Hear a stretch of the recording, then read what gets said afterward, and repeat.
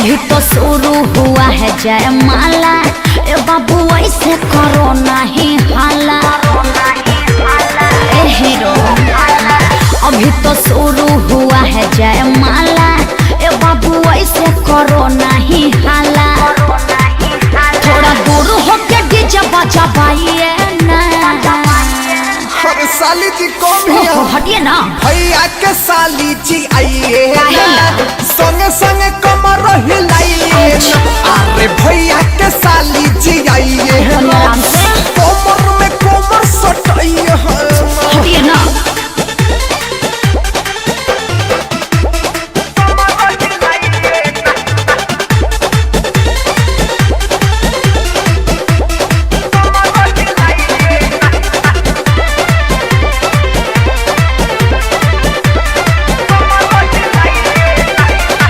नजर से केहू के न बाच बजे, जदी संगे संगे रउआ नाच बजे। अरे ढेर दिन पर मिलल बाया जादी जी, हरा दीदी के हंसादी जी। अरे उ सब ठीक बा, तनी ढोरी पर से पल्लू हटहिया ना। देखिए ऐसे मत कीजिए। भैया के साली जी आइए ना, काहे? कमर में कमर सटाइए। अरे आराम से। अरे भैया के साली जी आइए ना, कमर में कमर सटाइए ना।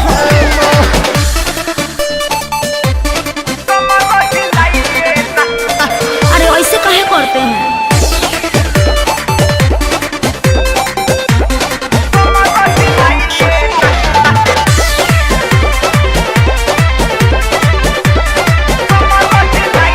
सुनो ए बाबू बहुत पिटाई बाजी, जदी कमर में कमर सटाई बाजी।